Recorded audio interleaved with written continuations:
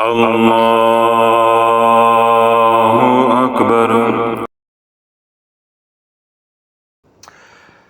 اللہ رب العزت نے جتنی بھی نفلی عبادات ہمیں عطا فرمائی ہیں شریعت مطہرہ کے ذریعے، ان تمام نفلی عبادات کے اندر ایک عبادت ایسی ہے کہ وہ اللہ رب العزت کے ایسا قرب، ایسی معرفت، ایسی محبت کا ذریعہ ہے کہ اس کی کوئی مثل نہیں ہے۔ وہ ایسی عبادت ہے کہ اگر انسان زندگی میں ایک بار کر لے تو اللہ رب العزت اس کے تمام صغیرہ کبیرہ گناہوں کو معاف فرما دیتا ہے۔ اللہ کے محبوب علیہ الصلوۃ والسلام نے ارشاد فرمایا، وہ تمام گناہ جو شعوری طور پہ کیے، لاشعوری طور پہ کیے، اللہ ان کو معاف فرما دے گا۔ وہ گناہ جو خلوت میں کیے یا وہ گناہ جو جلوت میں کیے، پھر وہ گناہ جو دن کی روشنی میں کیے یا وہ گناہ جو رات کی تاریکی میں اندھیرے میں کیے، اللہ رب العزت سارے کے سارے گناہوں کو معاف فرما دے گا۔ پھر اللہ کے محبوب علیہ الصلوۃ والسلام نے صحابی رسول کو جن کو یہ عبادت تلقین فرمائی تو اللہ کے محبوب علیہ الصلوۃ والسلام نے مخاطب کر کے ارشاد فرمایا کہ اگر دنیا بھر میں جتنے بھی لوگ ہیں سب لوگوں سے بھی تو زیادہ فاسق ہوگا، فاجر ہوگا، سیاکار ہوگا، گناہ گار ہوگا، اللہ تیرے سارے گناہوں کو معاف فرما دے گا۔ اور یہ جو عبادت ہے، اس عبادت کا نام ہے صلاۃ التسبیح۔ اس کا نام کیا ہے؟ صلاۃ التسبیح۔ جس طرح میں نے عرض کیا کہ یہ نفلی عبادت ہے، کوئی فرض نہیں ہے، کوئی واجب نہیں ہے، پھر اس کے اوپر کوئی سختی نہیں ہے۔ اللہ کے محبوب علیہ الصلوۃ والسلام نے اپنے چچا سیدنا عباس رضی اللہ عنہ کو تلقین فرمائی کہ میرے چچا اس کو روزانہ پڑھا کرے، ممکن ہو تو روزانہ پڑھا کرے، اگر روزانہ نہیں پڑھ سکتے تو جمعے کے جمعے پڑھ لیا کریں، یعنی ہفتے میں ایک بار پڑھ لیا کریں۔ اگر جمعے کے جمعے بھی نہیں پڑھ سکتے تو مہینے میں ایک بار پڑھ لیا کریں۔ اگر مہینے میں بھی ایک بار نہیں پڑھ سکتے تو سال میں ایک بار پڑھ لیا کریں۔ اگر سال میں بھی ایک بار نہیں پڑھ سکتے تو زندگی میں کم از کم ایک بار اس نماز کو ضرور پڑھیں، یعنی صلاۃ و تسبیح کو پڑھیں۔ اللہ رب العزت آپ کے تمام گناہوں کو، اگلے ہیں یا پچھلے ہیں، شعوری ہیں یا لاشعوری ہیں، صغیرہ ہیں یا کبیرہ ہیں، سارے کے سارے گناہوں کو اللہ معاف فرما دے گا۔ کوئی بھی عبادت ایسی نہیں ہے نفلی جس سے اس قدر جو ہے وہ نفع ہوتا ہو۔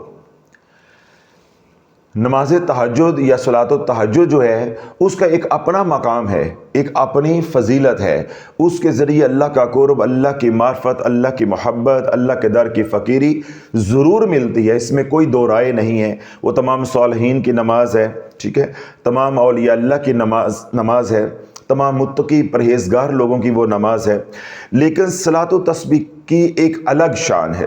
ایک تو یہ اس کی شان ہے کہ یہ دن میں بھی پڑھی جا سکتی ہے، رات میں بھی پڑھی جا سکتی ہے، دن کے کسی وقت بھی پڑھی جا سکتی ہے، رات کے کسی وقت بھی پڑھی جا سکتی ہے۔ تہجد کی نماز کے اندر یہ ہے کہ وہ صرف رات کی نماز ہے، رات میں پڑھی گئی تو آپ پڑھ سکتے ہیں اگر آپ کو موقع مل گیا، وگرنہ تہجد کی نماز دن میں نہیں پڑھی جا سکتی۔ صلاۃ التسبیح کو یہ امتیاز حاصل ہے کہ آپ دن میں بھی پڑھ سکتے ہیں اور رات میں بھی آپ پڑھ سکتے ہیں۔ صلاۃ التسبیح کو پھر یہ امتیاز یا یہ شان بھی حاصل ہے کہ زندگی میں اگر ایک بار ہی پڑھ لی تو یہ کافی بھی ہے، شافی بھی ہے اور معافی بھی ہے۔ تو صلاۃ التہجد جو ہے وہ باقاعدگی کے ساتھ پڑھنے والی نماز ہے تاکہ جو دھیرے دھیرے اللہ کے قرب کا، معرفت کا سفر ہے وہ جاری اور ساری رہے، اللہ نوازتا جائے، ہم مانگتے جائیں، اللہ جولیاں ہماری بھرتا جائے۔ لیکن حضور علیہ الصلوۃ والسلام رب کیا فرماتا ہے؟ وَمَا أَرْسَلْنَاكَ إِلَّا رَحْمَةً لِّلْعَالَمِينَ، کہ اللہ رب العزت نے اپنے محبوب علیہ الصلوۃ والسلام کو تمام جہانوں کے لیے رحمت بنا کر بھیجا ہے۔ تو اللہ رب العزت نے اپنے محبوب علیہ الصلوۃ والسلام کے ذریعے اس امت کے اوپر رحمت نہیں، رحمت خاص فرمائی ہے۔ صلاۃ التہجد جو ہے وہ رحمت خاص ہے، پھر جو صلاۃ التسبیح ہے یہ خاص الخاص ہے، یہ خاص الخاص ہے۔ اللہ کے محبوب علیہ الصلوۃ والسلام نے اپنے چچا سیدنا عباس رضی اللہ عنہ کو مخاطب کر کے ارشاد فرمایا کہ اے میرے چچا، میں آپ کو گراں قدر قیمتی یعنی بہت قیمتی عطیہ دوں، میں آپ کو بہت ہی قیمتی ہدیہ یعنی تحفہ دوں۔ اے میرے چچا، میں آپ کے 10 کام کروں، آپ کی 10 خدمتیں کروں کہ میں آپ کو ایک ایسا تحفہ دوں جس سے آپ کو دنیا اور آخرت کی تمام بھلائیاں جو ہیں وہ مل جائیں۔ تو سیدنا عباس رضی اللہ عنہ حضور علیہ السلام کی بارگاہ میں عرض کی کہ یا رسول اللہ ضرور عنایت فرمائیں، ضرور عنایت فرمائیں۔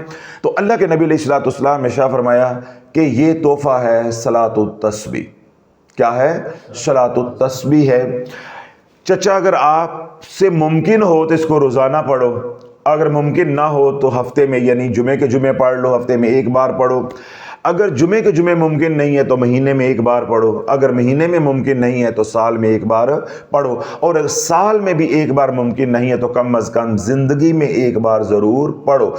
اس پہ کیا ملے گا کہ اللہ تمام گناہوں کو معاف فرما دے گا، جس طرح میں نے کہا کہ صغیرہ ہیں، کبیرہ ہیں، شعوری ہیں، لا شعوری ہیں، تمام گناہوں کو اللہ رب العزت جو ہے وہ معاف فرما دے گا۔ دوسری روایت میں یہ آتا ہے کہ حضور علیہ السلام کی بارگاہ میں جب سیدنا عباس رضی اللہ تعالیٰ اور سیدنا جعفر رضی اللہ تعالیٰ جب حبشہ سے واپس آئے، کیونکہ یہ 2 اصحاب وہ ہیں جو مکہ سے ہجرت کر کے حبشہ چلے گئے تھے، جب حضور علیہ السلام مدینہ پاک تشریف لے گئے تو یہ پھر حبشہ سے سیدھا جو ہے وہ مدینہ پاک پہنچے۔ تو اللہ کے نبی علیہ السلام نے بڑا پرتپاک جو ہے وہ استقبال کیا، اور اللہ کے نبی علیہ السلام نے اپنے چچا سیدنا عباس کا اور بھائی سیدنا جعفر رضی اللہ عنہ کا جو ہے وہ ماتھا چوما اور ان کو مانکا کیا، یعنی اپنے گلے لگایا۔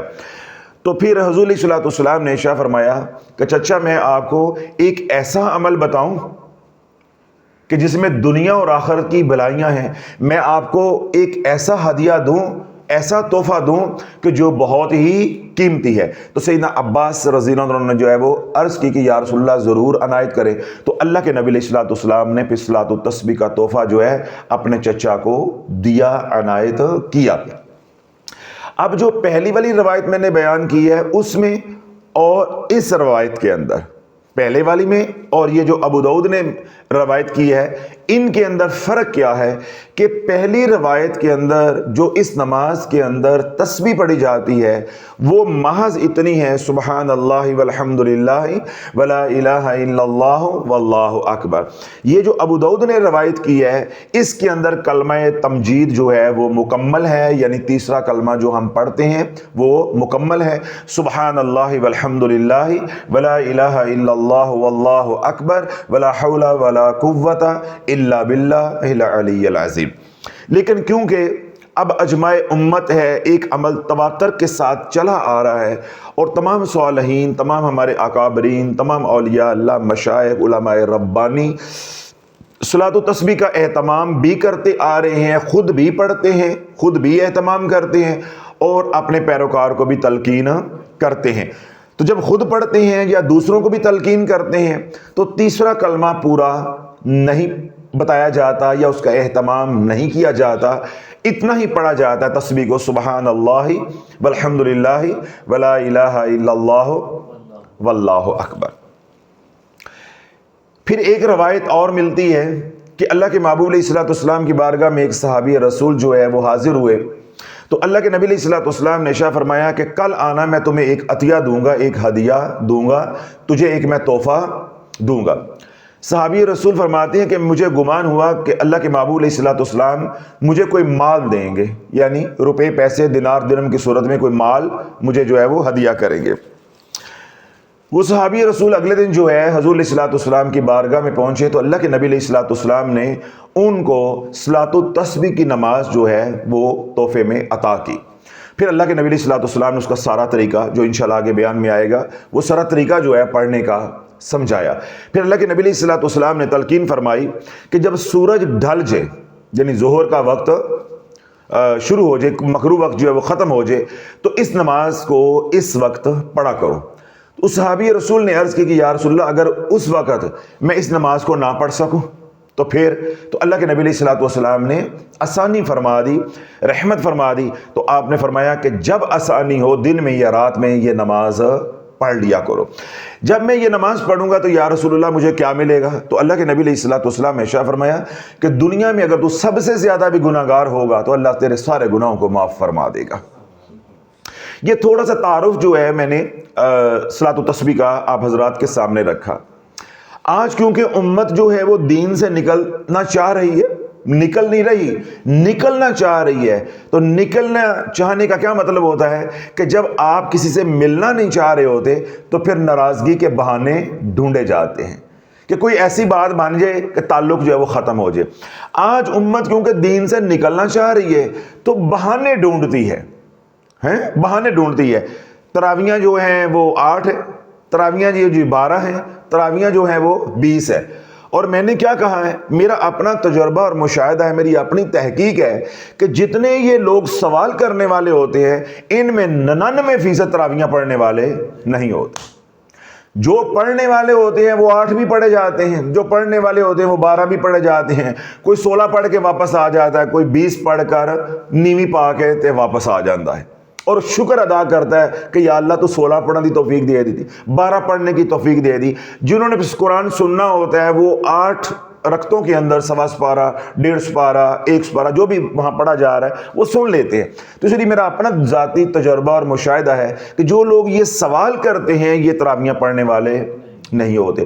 اسی طرح میں نے خود تحقیق کی ہے کہ جو لوگ درود پاک کے اوپر اعتراض کرتے ہیں یہ درود ٹھیک نہیں ہے، یہ بدعت ہے، یہ حدیث میں نہیں آیا، یہ من گڑت ہے، یہ ہندوستان کا درود ہے، یہ بریلویوں کا درود ہے، یہ درود تو صرف دیوبندی پڑھتے ہیں، وہ چلا لگانے والے پڑھتے ہیں، یہ درود تو صرف شیعہ حضرات پڑھتے ہیں. تو اللہ بولے یہ جب لوگوں کو میں نے پرکھا تو میں اس نتیجے پہ پہنچا ہوں کہ یہ درود والے نہیں، حقیقت میں یہ برود والے ہیں.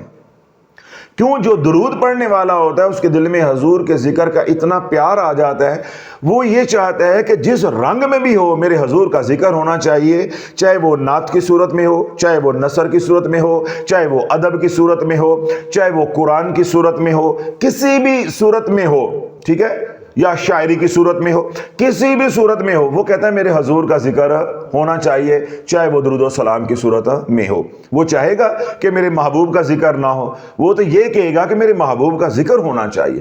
تو اللہ جو یہ روکتے ہیں، جو اعتراض کرتے ہیں، میں نے کیا بتایا اپنا تجربہ، جو آپ عمل اچھا کر رہے ہیں اس کو کوئی روکتا ہے تو یہ میں آپ کو آج ٹپ دے رہا ہوں کہ آپ نے بحث نہیں کرنی، بس اس کے پیچھے لگ جاؤ. 2-4 دن آپ تحقیق کرو گے، آپ کو پتہ چل لے گا یہ بندہ خود یہ عمل کرنے والا نہیں. جو درود پہ اعتراض کرنے والا ہوگا وہ آپ کو کیا ملے گا؟ درود پڑھنے والا نہیں ہوگا. جو صلاۃ التسبیح پہ اعتراض کرنے والا ہوگا وہ جب آپ اس پہ تحقیق کریں گے آپ کو معلوم ہوگا یہ خود پڑھنے والا نہیں ہے. امام حاکم نے، امام بہقی نے، ملا علی قاری نے، اتنے بڑے لوگ ہیں، ٹھیک ہے، ان تمام ائمہ نے اپنی اپنی کتابوں کے اندر، اپنی اپنی تصانیف کے اندر لکھا ہے کہ صلاۃ التسبیح تابعین تبع تابعین سے چلی آ رہی ہے. اور یہ بات بھی لکھی ہے کہ اس نماز کا اہتمام عبداللہ بن مبارک جیسی ہستی بھی کرتی تھی، اور اتنا اہتمام کرتے تھے کہ آپ ظہر کی نماز سے تھوڑا وقت پہلے مسجد میں چلے جاتے تو ظہر کی نماز شروع ہونے سے پہلے آپ صلاۃ التسبیح پڑھ لیتے تھے، اور باقاعدگی کے ساتھ پڑھتے تھے، یعنی ہفتے میں 3 4 5 دن آپ پڑھتے تھے. پھر یہ صلاۃ التسبیح جو ہے امام بخاری پڑھتے تھے، جن کی کتاب کے اوپر تکیہ کیا جاتا ہے، جن کی کتاب کے اوپر بھروسہ کیا جاتا ہے. جب بھی حوالے مانگے جاتے ہیں تو کیا کہا جاتا ہے؟ جی یہ بخاری سے کوئی حوالہ دے، مسلم سے کوئی حوالہ دے. تو مسلم اور بخاری کا حوالہ مانگا جاتا ہے، لیکن جو امام بخاری نے عمل کر کے امت کو دکھایا ہے وہ قبول نہیں کیا جاتا. اب بات ساری سمجھ آ گئی. اس طرح ملا علی قاری مشکات شریف کی شرح کے اندر لکھتے ہیں کہ سیدنا عبداللہ بن عباس رضی اللہ تعالیٰ عنہ، جن کے والد محترم کو یہ تحفہ ملا، جاگ رہے نہیں جاگ رہے جن کے والد محترم کو یہ حضور علیہ الصلوۃ والسلام کی بارگاہ سے خیرات ملی، تحفہ ملا صلاۃ التسبیح کا، ان سے زیادہ بھی کچھ جاننے والا ہوگا. اب ایک چیز میرے باپ کو ملی ہو تو جتنی معلومات مجھے ہوگی کسی پرائے کو، باہر والے کو تو نہیں ہو سکتی. تو یہ عمل جو ہے تلقین ہی اللہ کے نبی علیہ السلام نے اپنے چچا کو کیا. تو باپ نے بیٹے کو نہیں بتایا ہوگا، یا بیٹے کے بعد جو معلومات ہوگی انہیں نہیں معلوم ہوگا میرے والد محترم پڑھتے ہیں یا نہیں پڑھتے. تو ملا علی قاری کیا فرماتے ہیں کہ عبداللہ بن عباس رضی اللہ تعالیٰ عنہ ہر جمعے کو صلاۃ و تسبیح کا اہتمام کرتے تھے، ہر جمعے کو صلاۃ و تسبیح کا اہتمام کرتے تھے. اب ہمارے اکابر یوں چلے آ رہے ہیں، تمام سلاسل کے مشائخ، بزرگان، اولیاء اللہ، صالحین، علماء ربانی صلاۃ و تسبیح کا اہتمام کرتے آ رہے ہیں. پھر خاص طور پہ جب ماہ رجب شروع ہو جاتا ہے، ماہ شعبان شروع ہو جاتا ہے، اور خاص طور پہ ماہ رمضان شروع ہو جاتا ہے، پھر تو کوئی جمعہ نہیں ہوتا یا کوئی دن نہیں ہوتا اولیاء اللہ کے ہاں جس دن یا جس رات کو وہ صلاۃ و تسبیح نہ پڑھے. ٹھیک ہے، اب یہ ہمارا سفر ہے 1400 سال کا چلا آ رہا ہے. 1400 سال میں جو صلاۃ و تسبیح پڑھی جا رہی ہے وہ معاذ اللہ سارے غلط تھے. اور آج کے جو یوٹیوبر لونڈے لپاڑے ہیں ان کو دین سمجھ آ گیا ہے کہ صلاۃ و تسبیح والی حدیث ہی صحیح نہیں ہے، اس کی سند ہی صحیح نہیں ہے. یعنی ایک عمل تواتر ہے، مسلسل ہو رہا ہے، اس کی کڑیاں آپس میں مل رہی ہیں، اس عمل کا ایک سلسلہ ہے. وہ بات سمجھ نہیں آ رہی. اگر راوی ایک کہیں پہ تھوڑا جہا کمزور مل گیا ہے تو اور انگلی اٹھاتی ہے کہ یہ جی حدیث صحیح ہے، یہ صحیح سند کے ساتھ نہیں ہے. تو یہ جو اشکال ہیں یہ بھی میں نے آپ کے ذہن سے نکال دیے ہیں کہ جب آپ صلاۃ و تسبیح کی لوگوں کو دعوت دیں یا خود صلاۃ و تسبیح کا اہتمام کریں تو ایسی کسی بات کے اوپر اپنے کان نہیں دھرنے. ہم نے کان دھرنے ہیں کہ ہمارے اکابر کیا عمل کرتے آ رہے ہیں، اللہ کے نبی کا فرمان کیا ہے، پھر صحابہ کا عمل کیا ہے، تابعین کا عمل کیا ہے، تبع تابعین کا عمل کیا ہے، اور پھر بعد میں آنے والے ائمہ کا عمل کیا ہے، صالحین کا عمل کیا ہے. کیا یہ عمل کڑی در کڑی حضور کی بارگاہ میں پہنچتا ہے؟ جب یہ پہنچتا ہے اور میں نے آپ کے سامنے رکھ بھی دیا ہے تو پھر ہمیں کسی کی بھی بات کے اوپر یقین کرنا یا کان دھرنے کی ضرورت نہیں ہے. اور پہلے میں نے آپ کا ڈنگ بھی نکال دیا ہے کہ جب آپ ان کی تحقیق کریں گے، جو جس عمل کے اوپر انگلی اٹھا رہا ہے آپ اس کو اس عمل سے خالی پائیں گے. اللہ اس کو وہ عمل کرنے کی زندگی بھر کبھی توفیق نہیں دیتا. دیکھیں ہم اہل ذکر ہے، الحمدللہ آپ لوگوں کو یہ بات سمجھ آئے گی. دنیا بھر میں جو صاحب نسبت لوگ ہیں ان کو بھی میری یہ بات سمجھ آئے گی، عام عوام کو تو نہیں آئے گی. ہم سلسلہ علیہ قادریہ شافعیہ کا ذکر کرتے ہیں، ذکر خفی بھی ہوتا ہے، ذکر جہر بھی ہوتا ہے. سلسلہ نقشبندی کے اندر ذکر خفی ہوتا ہے، نقشبندیہ اویسیہ کے اندر بھی مخفی ذکر ہوتا ہے، خفی ہوتا ہے. اس طرح سلسلہ جو صابریہ ہے اس کے اندر ذکر جو ہے وہ بھی جہرن ہوتا ہے. یعنی جو نقشبندیہ سلسلہ یا اویسیہ سلسلہ ہے اس کے اندر ذکر کیا ہوتا ہے؟ مخفی، آواز نہیں ہوتی. باقی تقریباً جتنے بھی سلاسل ہیں ان تمام کے اندر ذکر کیا ہوتا ہے؟ جہر. اب جب سے میں اس میدان میں آیا ہوں میں نے ایک ہی بات دیکھی ہے، ذکر جہر کرے اللہ اللہ اللہ تو بھلا کیا کہتے ہیں؟ اے ایڈا گلا پھاڑ پھاڑ کے ذکر کرن دی کی لوڑ ہے کہ معاذ اللہ اللہ سندا نہیں. اچھا جی آہستہ کر لیتے ہیں. جب آہستہ کریں پست آواز میں کریں، او بھائی کوئی ذکر تے کرو، آواز تے کڈو کہ دوجے بندے نوں پتہ چلے تسی اللہ دا ذکر کرن دے. تے پھر وہی گل آ گئی نا شافی دی، تے کتھے جاواں تے منجی کتھے ڈاواں. یعنی بولنے کے دو ہی طریقے ہیں نا. جیسے میں اب اونچی بول رہا ہوں اس کو جہر کہتے ہیں، تو میں اگر پست آواز سے بولوں گا اس کو خفی کہتے ہیں، دل ہی دل میں بولوں گا اس کو خفی کہتے ہیں. تو دو ہی طریقے ہیں نا. نماز کے اندر ذکر کے کتنے طریقے ہیں؟ دو. جو ہم خود پڑھتے ہیں تکبیرات تسبیحات ہوتی ہیں وہ ہم آہستہ آہستہ پڑھتے ہیں، التحیات درود، ٹھیک ہے، دعا ہم آہستہ آہستہ پڑھتے ہیں، سلام آہستہ آہستہ پھیرتے ہیں، یعنی مخفی طور پہ، ٹھیک ہے، یا پست آواز میں. ظہر کی نماز ساری کیا ہے؟ خفی. عصر کی نماز ساری کیا ہے؟ خفی. باقی جو تین نمازیں ہیں وہ کیا ہے؟ دونوں کا مجموعہ ہے، خفی بھی ہے اور جہر بھی ہے. اس میں امام جو ہے باواز بلند کیا کرتا ہے؟ قرآن کی تلاوت کرتا ہے، قرات کرتا ہے. اب اس وقت امام کے اوپر اعتراض نہیں کرتے کہ پہلے اللہ خفی سن رہا تھا اب اللہ معاذ اللہ سن نہیں رہا، یا تو سپیکر کے اندر اتنا اونچا قرآن پڑھ رہا ہے کیا معاذ اللہ اللہ سنتا نہیں ہے؟ ٹھیک ہے، ادھر دماغ کام کرتا ہے. پتہ ہے نا کہ مولوی نے مسیدی لمحہ پا لینا ہے تو مولوی سے ڈرتے ہیں. ہمیں صوفیہ کو یہ سمجھتے ہیں کہ یہ ہومیوپیتھک چیزیں ہیں، یہ کچھ نہیں کہتے. یہ کیا کرتے ہیں؟ یہ کچھ نہیں کہتے. انہیں نہیں پتا کہ صوفیہ کے اندر بھی شافی بھی ہیں جو لمحہ بھی ڈال دیں اور چوں بھی نہیں کرنے دیتے, تو تشریح بھی بالکل سیدھی کر دیتے ہیں. اب آپ ذکر جہر کریں گے تو یہ آپ کو کہیں گے او کیوں اتنا گلا پھاڑ دے پہ ہو, ماشاءاللہ اللہ سندا نہیں ہے گا, انہ علیم بذات صدور, جو تو تمہارے دل میں چل رہا ہے وہ بھی جانتا ہے. تو ایڈا گلا پھاڑ پھاڑ کے لوگوں کو سنانے کی کیا ضرورت پڑی ہوئی ہے؟ اچھا جی آپ چپ کر جائیں گے. وہ بھائی ذکر کرو, کوئی اللہ اللہ کرو, کوئی پتہ چلے اللہ کی دوسری مخلوق بھی آپ کے ساتھ ذکر کرے, کوئی ماحول بنے, کوئی رونق لگے. تو یعنی آپ جہر کریں گے تو تب نہیں آپ کو سکون لینے دیں گے, اور اگر آپ خفی کریں گے تو تب بھی آپ کو سکون نہیں لینے. جب ہم ان لوگوں کو دیکھتے ہیں تو یہ کون ہیں؟ یہ غافلین ہیں. یہ کون ہے؟ غافلین ہیں, جنہوں نے کبھی اللہ کا ذکر نہیں کیا. یہی بات اللہ آج میں نے نقطہ آپ کو سمجھایا ہے کہ جو اکابر کے عمل کے اوپر یا کسی مستحب یا مسنون عمل کے اوپر جب انگلی اٹھا دیتا ہے, یا فرض اس کے بعد اتنا وہ بڑھ جاتا ہے, فرض کے اوپر انگلی اٹھاتا ہے, جس عمل کے اوپر کوئی بندہ انگلی اٹھاتا ہے اللہ اس کو وہ عمل کرنے کی توفیق نہیں دیتا.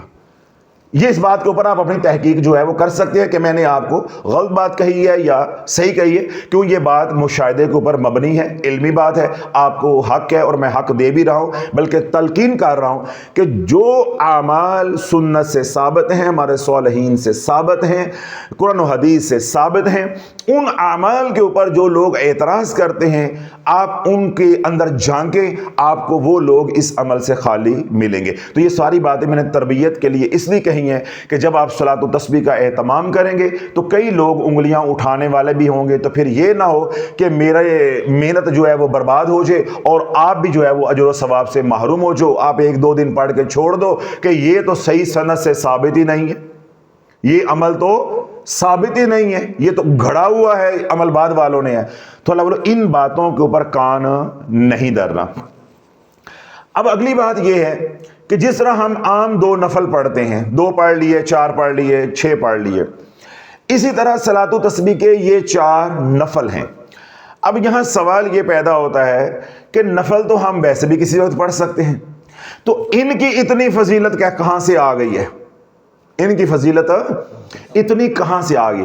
اللہ بولو جس طرح آپ 2-4 نفل کسی نماز کے بعد پڑھ لیتے ہیں, یا کبھی اللہ رات کو آپ کو توفیق دیتا ہے پڑھ لیتے ہیں, کبھی صلاۃ التوبہ کے 4 نفل پڑھ لیتے ہیں 2-2 کر کے, کبھی شکرانے کے پڑھ لیتے ہیں, بے نہیں یہ نفل اسی طرح ہی ہیں اور ان کی حیثیت ان کی اہمیت اتنی ہے. لیکن صلاۃ و تسبیح کو جو پر لگ جاتے ہیں, جو شان مل جاتی ہے, وہ اس تسبیح کی وجہ سے مل جاتی ہے جو ان نفلوں کے اندر پڑھی جاتی ہے. سبحان اللہ والحمد للہ ولا الہ الا اللہ واللہ اکبر ولا حول ولا قوت الا باللہ العلی العظیم, یا اتنا سبحان اللہ والحمد للہ ولا الہ الا اللہ واللہ اکبر. یہ کلمہ ہے, یہ تسبیح ہے جو ان نوافل کو سب سے زیادہ قیمتی بنا دیتی ہے. وگرنہ تو یہ وہی نوافل ہیں جو آپ پڑھتے ہیں اور اس کا طریقہ پڑھنے کا بھی وہی ہے, صرف تسبیح جو ہے وہ مختلف جگہوں پہ پڑھنی ہے, باقی تو کوئی فرق نہیں ہے. اللہ کے محبوب علیہ الصلوۃ والسلام نے ارشاد فرمایا کہ جس نے محض ایک بار پڑھا سبحان اللہ والحمد للہ ولا الہ الا اللہ واللہ اکبر ولا حول ولا قوت الا باللہ العلی العظیم, تو اللہ رب العزت فرشتوں کے سامنے فخر کرتا ہے اور فرشتوں کو مخاطب کر کے ارشاد فرماتا ہے کہ اے فرشتوں گواہ ہو جو میرا بندہ مطیع ہو گیا ہے, فرما بردار ہو گیا ہے, اب مجھے پرواہ نہیں ہے اس کے کتنے بھی گناہ ہوں میں نے سب معاف کر دیے ہیں. صرف ایک بار جس نے پڑھا سبحان اللہ والحمد للہ ولا الہ الا اللہ واللہ اکبر ولا حول ولا قوت الا باللہ العلی العظیم. ٹھیک ہے, اللہ کے نبی علیہ الصلوۃ والسلام نے ارشاد فرمایا کہ جب میں معراج پہ گیا تو میں نے ایک سمندر دیکھا جس کی حدود و قیود کا مجھے علم نہیں ہے کہ مشرق مغرب شمال جنوب میں وہ کہاں تک پھیلا ہوا ہے, اللہ ہی جانتا ہے کہ اس کی حدود جو ہے وہ کیا ہے. تو سمندر کے کنارے میں نے ایک فرشتہ دیکھا جو پرندہ نما تھا. جب بندہ کہتا ہے سبحان اللہ, کیا کہتا ہے؟ سبحان اللہ, تو وہ پرندہ جو ہے وہ حرکت کرتا ہے. جب بندہ کہتا ہے الحمدللہ تو وہ پر جو ہے وہ پھیلاتا ہے. جب بندہ کہتا ہے لا الہ الا اللہ، وہ پرندہ جو ہے وہ اڑتا ہے، پرواز کرتا ہے۔ جب بندہ کہتا ہے اللہ اکبر، وہ پرندہ اپنے آپ کو سمندر میں ڈبو دیتا ہے، یعنی غوطہ لگاتا ہے۔ اور جب بندہ یہ کہتا ہے لا حول ولا قوت الا باللہ العلی العظیم، پھر وہ پرندہ یعنی وہ فرشتہ باہر نکلتا ہے سمندر سے اور اپنے پروں کو جھاڑتا ہے۔ توجہ رکھیے گا، اپنے پروں کو جھاڑتا ہے۔ تو اللہ کے نبی علیہ الصلوۃ والسلام نے ارشاد فرمایا کہ اس کے 70,000 پر ہیں، ہر پر سے 70,000 پانی کے قطرے گرتے ہیں، اور ہر قطرے سے اللہ ایک فرشتے کو پیدا کرتا ہے جو یہ پڑھتا ہے سبحان اللہ والحمد للہ ولا الہ الا اللہ واللہ اکبر ولا حول ولا قوت الا باللہ العلی العظیم، وہ اس کے لیے قیامت تک دعائیں مغفرت کرتا رہے گا، بخشش کی دعائیں مانگتا رہے گا۔ تو یہ میں نے 2 روایتیں مختصر بیان کی ہیں تاکہ بیان جو ہے وہ مختصر ہو جائے، کیونکہ رمضان المبارک میں لوگ جو ہے تفصیلی بیان جو ہے وہ نہیں سنتے، آپ حضرات بھی تھک جاتے۔ تو یہ جو نماز ہے صلاۃ التسبیح، یہ اتنی قیمتی کس وجہ سے بنی ہے؟ تسبیح کی وجہ سے۔ اور اس کو صلاۃ التسبیح کہا بھی اس لیے جاتا ہے کہ اس میں یہ تسبیح پڑھی جاتی ہے کہ سبحان اللہ والحمد للہ ولا الہ الا اللہ واللہ اکبر۔ کافی ہے اتنا۔ اب یہ کہ آگے نماز کا طریقہ کہ اس میں کتنی رکعتیں پڑھی جائیں گی، اس کا وقت کیا ہوگا، اس کی نیت کیسے کرنی ہے، اور اس کا ہمیں اجر کیا ملے گا۔ تو اجر کے حوالے سے میں بیان کر چکا ہوں، ایک آدھ بات انشاءاللہ آگے بھی اجر کے حوالے سے آ جائے گی۔ اب آپ یہ دیکھیں کہ اس نماز کا جو وقت ہے وہ باتوں باتوں میں پہلے بھی بتا دیا ہے کہ یہ آپ رات کو بھی پڑھ سکتے ہیں، دن کو بھی پڑھ سکتے ہیں۔ جس طرح مکروہ اوقات کے اندر دوسری نمازیں ہم نہیں پڑھ سکتے، یہ نماز بھی ہم نہیں پڑھ سکتے۔ یعنی سورج نکل رہا ہے تو 20 منٹ بعد زوال کا وقت ہے، سورج غروب ہو رہا ہے تو 20 منٹ پہلے تک آپ یہ جو 3 اوقات ہیں ان کے اندر آپ یہ نماز نہیں پڑھ سکتے۔ باقی آپ جس وقت چاہیں اس نماز کو پڑھ سکتے ہیں۔ یا نفلی نماز ہے عصر کے بعد حنفیہ کے نزدیک آپ نہیں پڑھ سکتے، ٹھیک ہے؟ یعنی حنفیہ جو ہے وہ عصر کے بعد کوئی بھی نفلی نماز جو ہے وہ نہیں پڑھتے۔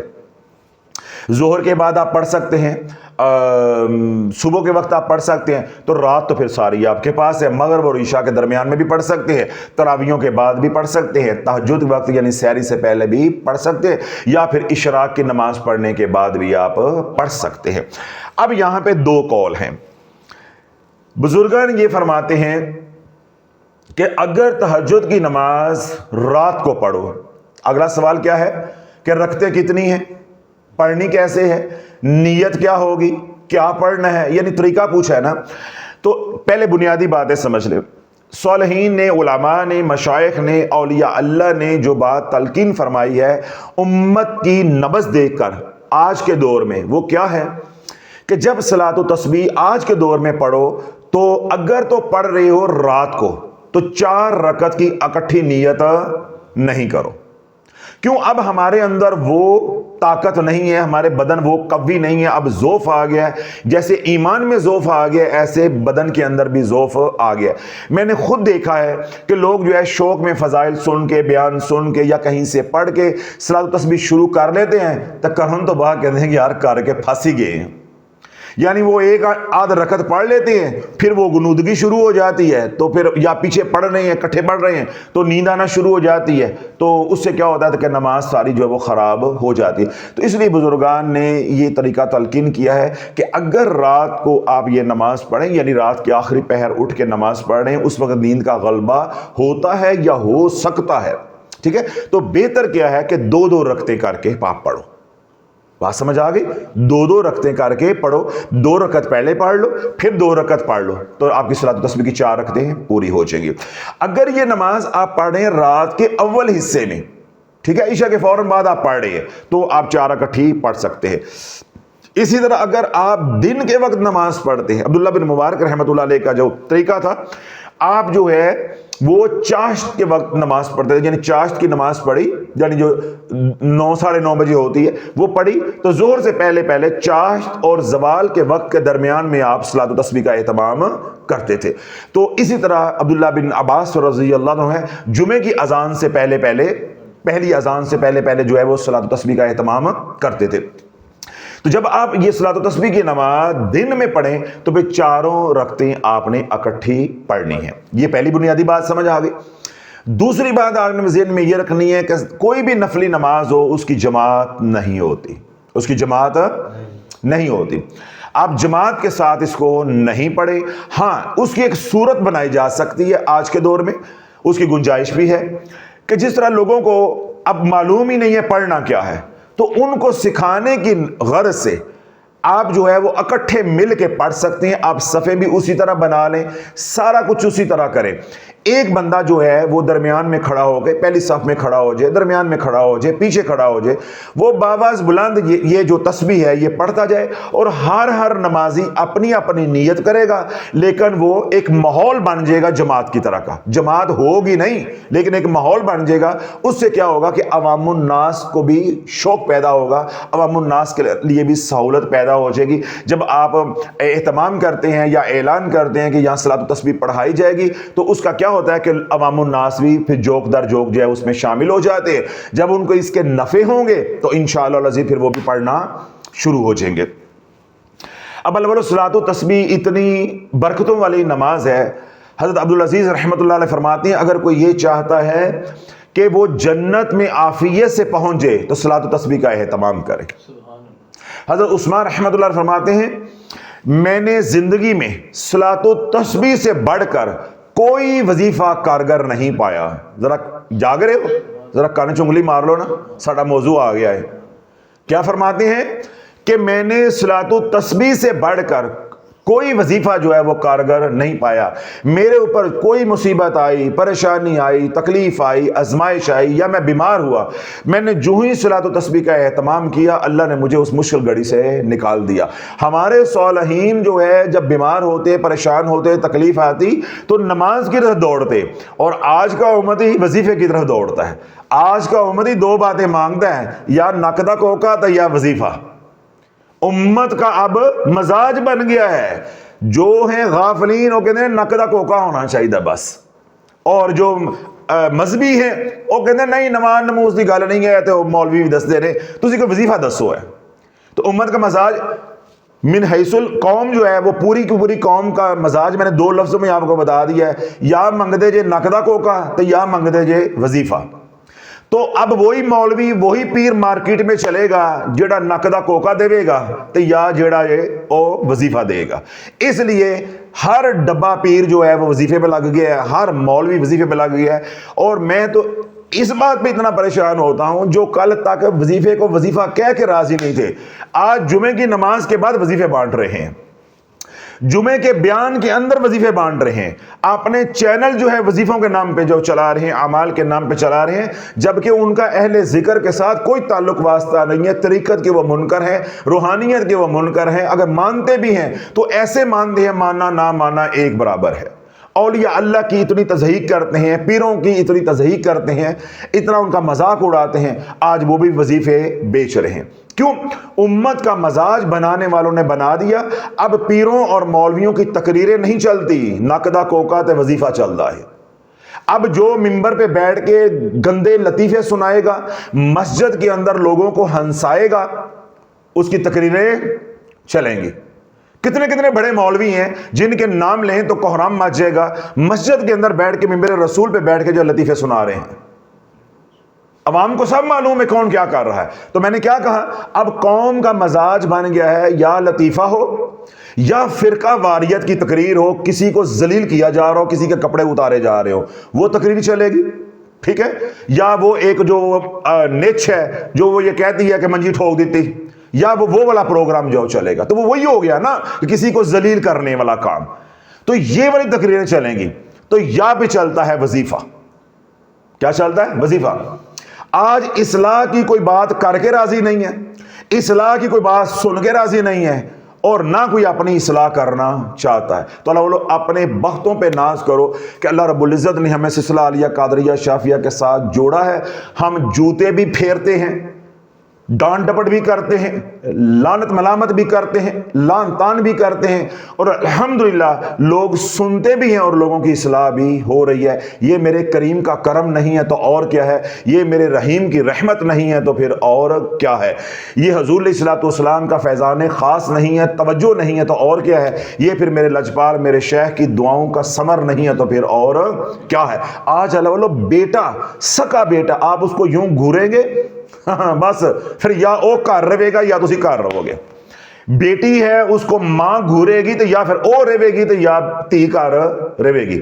تو الحمدللہ ہم دنیا بھر کو جھنجھوڑتے بھی ہیں، جتنا جھنجھوڑتا ہوں اتنا آگے سے مجھے کہتے ہیں صاحب آئی لو یو، اتنا پیار کرتے ہیں۔ تو دلوں میں پیار ڈالنے والا کون ہے؟ اللہ۔ اللہ بولو آج کون سنتا ہے، آج کون کڑوی کسالی سنتا ہے؟ لیکن کیوں؟ انہیں معلوم ہے کہ اگر یہ حضرت صاحب جو ہے شافی صاحب ہمیں کڑوی کسالی سنا رہے ہیں تو اس میں ہمارا بھلا ہے۔ وہ کوئی ہمارے سے چندہ تو نہیں مانگ رہے، کوئی پیسے تو نہیں مانگ رہے، کوئی تقریر کے پیسے تو نہیں لے رہے ہیں، ہمارے بھلے کے لیے کہہ رہے ہیں۔ تو اللہ بولو آج اصلاح کے لیے بات کرنا اتنا مشکل ہے، کیوں؟ جس موضوع پہ آپ بات کر رہے ہیں وہ خامی آپ کے اپنے اندر ہوتی ہے، وہ خامی آپ کے اپنے اندر ہوتی ہے۔ اب میں خانقاہ کے اندر آنے والوں کو وظیفے دوں، بیان کے اندر وظیفے دوں، تو اللہ والوں میں وظیفوں سے روک کیسے سکتا ہوں؟ میں روک کیسے سکتا ہوں؟ تو عرض کرنے کا مقصود یہ ہے کہ ہمارے اکابر کا، ہمارے بزرگان کا، ہمارے صالحین کا، اولیاء اللہ مشائخ کا جو طریقہ چلا آ رہا ہے کہ جب بھی کوئی پریشانی آئی، مصیبت آئی، تکلیف آئی تو انہوں نے کس کا اہتمام کیا؟ نماز کا۔ اس میں نماز کون سی ہے؟ صلاۃ التسبیح کا۔ اور ہم کس کا اہتمام کر رہے ہیں؟ وظیفے کا۔ تو عرض کرنا یہ چاہتا ہوں کہ صلاۃ التسبیح اللہ والو ایسی نماز ہے، حسن بصری رحمۃ اللہ فرماتے ہیں صلاۃ الخیر ہو گئی جو پچھلے دنوں میں نے آپ کو بتائی، یا صلاۃ التسبیح ہو گئی۔ جب انسان یہ نماز پڑھ رہا ہوتا ہے تو اللہ 70 بار اس کو رحمت کی نگاہ سے دیکھتا ہے، اور ایک بار جب اللہ رحمت کی نگاہ سے دیکھتا ہے اللہ اس کی 70 حاجتوں کو پورا کر دیتا ہے۔ تو عرض یہ کر رہا تھا، اس لیے میں نے پسینے اپنے نکال دیے کہ کوئی آپ کو پریشانی ہے، تکلیف ہے، مصیبت ہے، بیٹیوں کے رشتے نہیں ہو رہے، گھر میں لڑائی جھگڑا ہے، جادو چل گیا ہے، یا اور گھر میں کوئی تکلیف ہے، بیماری ہے، یا اللہ نہ کرے آنے والے دنوں میں کوئی تکلیف آ جائے، کسی وظیفے کی طرف آپ نے نہیں جانا، کسی ملنگ کی طرف، کسی ڈبے کی طرف آپ نے نہیں جانا، صلاۃ التسبیح کا اہتمام کریں اور اللہ سے مانگیں، اور اللہ سے مانگے۔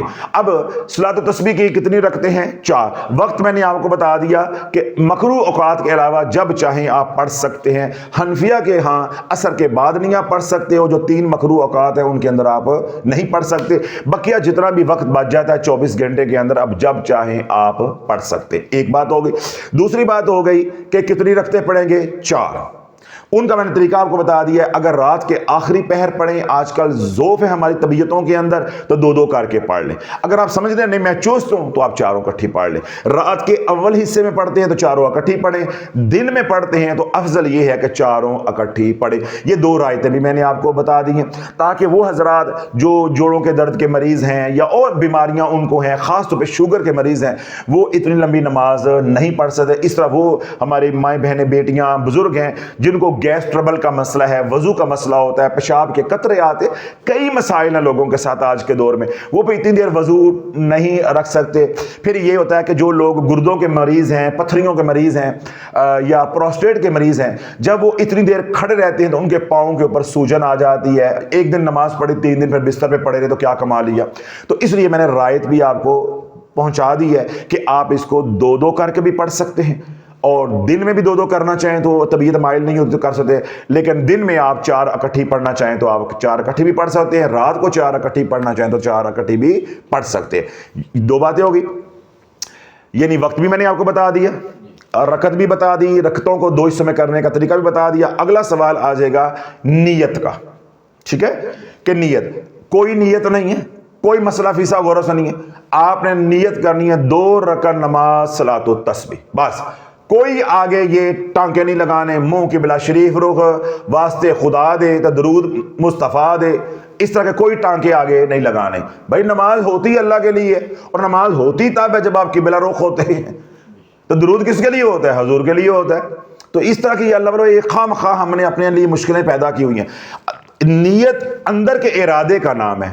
جب آپ وضو کر رہے تھے تو کس کام کے لیے کر رہے تھے؟ صلاۃ تسبیح پڑھنے کے لیے، تو نیت تو وہیں پہ ہو گئی. لیکن اگر آپ دہرا لیں تاکہ غفلت دور ہو جائے، اس لیے علماء نے اس کو مستحب کہا ہے کہ زبان سے بھی اب دہرا لیں، اس میں کوئی مذائقہ نہیں ہے، وگرنہ زبان سے دہرانے کی ضرورت نہیں ہوتی. کسی بھی نماز کی نیت ہو یا کوئی کام بھی آپ کر رہے ہیں تو زبان سے کہنا ضروری نہیں ہوتا. تو اگر آپ نے دو دو کر کے پڑھنی ہے تو آپ نیت کریں گے 2 رکعت نماز صلاۃ تسبیح. اگر آپ نے 4 پڑھنی ہے، اکٹھی پڑھنی ہے، تو آپ کہیں گے 4 رکعت نماز صلاۃ تسبیح اللہ اکبر. ٹھیک ہو گیا جی. اب آ جائیں طریقہ ہے کہ کیسے پڑھنی ہے. یہ جو صلاۃ تسبیح ہے اس کے اندر کیا پڑھی جائے گی؟ تسبیح سبحان اللہ والحمد للہ ولا الہ الا اللہ واللہ اکبر. ٹھیک ہے.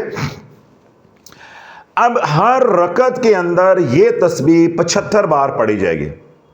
74 اور 1 75 بار 75 ٹائمز یہ آپ پڑھیں گے سبحان اللہ والحمد للہ ولا الہ الا اللہ واللہ اکبر. جب ہر رکعت کے اندر آپ 75 بار پڑھیں گے تو 2 رکعتوں میں کتنی پڑھی جائے گی؟ 150. اور 150 2 رکعتوں میں، اور 150 پھر 2 رکعتوں میں کل کتنی پڑھی جائے گی؟ 300 بار. جاگ رہے ہیں؟ کتنی بار پڑھی جائے گی؟ 300 بار پڑھی جائے گی. اب یہ جو 75 بار ایک رکعت کے اندر پڑھنی ہے، بس ایک رکعت آپ سمجھ لیں، باقی 3 رکعتیں اسی طرح ہی ہیں. پہلی رکعت کو ذرا سمجھ لیں اچھی طریقے کے ساتھ، باقی جو 3 رکعتیں ہیں وہ اسی طرح ہیں. آگے بعد جو ہے وہ لمبی کرنے کی ہمیں ضرورت نہیں ہوگی. اب آپ نے نیت کر لی 2 رکعت یا 4 رکعت نماز صلاۃ تسبیح. ٹھیک ہو گیا. اللہ اکبر. اب تکبیر تحریمہ کہہ کے آپ نے ہاتھ باندھ لی، اللہ اکبر. اب آپ کیا پڑھیں گے؟ ثنا پڑھیں گے. ثنا پڑھنے کے بعد آپ 15 مرتبہ پڑھیں گے سبحان اللہ والحمد للہ ولا الہ الا اللہ واللہ اکبر. ٹھیک ہے. 15 بار پڑھیں گے. اب اس کے بعد ہم نے پڑھنی ہے سورہ فاتحہ. ٹھیک ہے. اور اس کے بعد ہم نے ملانی ہے سورت. اب ہم نے نماز شروع کی، اللہ اکبر، تکبیر تحریمہ ہو گئی، ثنا پڑھی، 15 مرتبہ تسبیح پڑھی. اب آگے ہم پڑھیں گے سورت فاتحہ. ٹھیک ہے. اور اس کے بعد ہم کوئی بھی سورت میں اس کے اندر ملا لیں گے. مثال کے طور پہ 4 رکعتیں ہم پڑھ رہے ہیں، ہم 4 کل پڑھ لیتے ہیں. ہر رکعت کے اندر ایک کل آ جائے گا. اور اگر 4 کل نہیں آتے اور ہر رکعت کے اندر آپ قل هو اللہ احد بھی پڑھ سکتے ہیں. 1 بار بھی پڑھ سکتے ہیں، 3 بار بھی پڑھ سکتے ہیں، 5 بار بھی پڑھ سکتے ہیں، 7 بار بھی پڑھ سکتے ہیں. اس طرح اگر آپ کو آخری 2 کل آتے ہیں تو بار بار ان کو بھی آپ پڑھ سکتے ہیں، کیونکہ نفل نماز ہے، اس میں آپ پھیرا دے سکتے ہیں، تکرار کر سکتے ہیں. فرض کے اندر قابل تحسین نہیں ہوتا، فرض میں ایسا نہیں کرنا چاہیے. نفل کے اندر آپ جو ہے ایک ہی سورت کو بار بار بھی پڑھ سکتے ہیں. اگر آپ کہتے ہیں کہ قل هو اللہ احد مجھے بہت سورت پسند ہے، تو آپ 4 رکعتوں کے اندر قل هو اللہ احد پڑھ سکتے ہیں. پھر 1 بار بھی پڑھ سکتے ہیں، اور 3 بار بھی پڑھ سکتے ہیں، 5 بار، 7 بار، 21 بار، یہ سارا آپ کے اوپر ہے. اب نیت کی، تکبیر کہی، ثنا پڑھی، ثنا پڑھ کے 15 مرتبہ یعنی تسبیح پڑھی سبحان اللہ والحمد للہ ولا الہ الا اللہ واللہ اکبر. اب ہم نے سورت فاتحہ پڑھی، کوئی سورت اس کے ساتھ ملائی. اب رکوع میں جانے سے پہلے 10 بار آپ دوبارہ یہ تسبیح پڑھیں گے سبحان اللہ والحمد للہ ولا الہ الا اللہ واللہ اکبر. اب آپ رکوع میں چلے جائیں گے، اللہ اکبر. اب رکوع ہو گیا. رکوع میں جا کے رکوع کی تسبیح آپ پڑھیں گے سبحان ربی العظیم. ٹھیک ہے. یہ تسبیح پڑھیں گے. جب رکوع کی تسبیح 3 بار پڑھ لیں گے تو پھر دوبارہ یہ صلاۃ التسبیح کی جو تسبیح ہے سبحان اللہ والحمد للہ ولا الہ الا اللہ واللہ اکبر، یہ آپ 10 بار پڑھیں گے. ٹھیک ہو گیا. اس کے بعد آپ کہیں گے سمیع اللہ لمن حمدہ، یعنی رکوع سے آپ اٹھیں گے ربنا ولک الحمد حمدا کثیرا طیبا مبارکا فی. یہ مکمل ہو گیا نا معمول کے مطابق. اب آپ نے جانا ہے سجدے میں، تو سجدے میں جانے سے پہلے 10 بار آپ دوبارہ یہی تسبیح پڑھیں گے سبحان اللہ والحمد للہ ولا الہ الا اللہ واللہ اکبر. اب اللہ اکبر. اب آپ سجدے میں چلے جائیں گے. ٹھیک ہے. سجدے میں جا کے سجدے کی تسبیح پڑھیں گے سبحان ربی العلی. 3 بار وہ پڑھیں، 5 بار پڑھیں، 7 بار پڑھیں، 11 بار پڑھیں، 13 بار پڑھیں، جس طرح آپ کو آسان ہے. اب سجدے سے اٹھنے سے پہلے آپ یہی تسبیح سبحان اللہ والحمد للہ ولا الہ الا اللہ واللہ اکبر 10 بار پڑھیں گے. اب آپ سجدے سے اٹھ جائیں گے اللہ اکبر. اب دونوں سجدوں کے درمیان جو جلسہ ہے، ٹھیک ہے، جو ایسے بیٹھتے ہیں، اس کے درمیان میں آپ نے 10 بار پڑھنی ہے. यही तस्बीह, सुबहान अल्लाह वल्हम्दुलिल्लाह वला इलाहा इल्लल्लाह वल्लाहु अकबर। अब दूसरे सजदे में चले जाएंगे, अल्लाह अकबर, तस्बीह सजदा पढ़ेंगे और उसके बाद दोबारा सलात तस्बीह की तस्बीह पढ़ेंगे। तो यूं ऊपर से लेकर अब तक आप 75 मरतबा तस्बीह पढ़ चुके हैं, सुबहान अल्लाह वल्हम्दुलिल्लाह वला इलाहा इल्लल्लाह वल्लाहु अकबर। अब मैं 2-3 फिक्रों के अंदर दोबारा दोहरा देता हूं तो इंशाल्लाह आपको समझ आ जाएगी।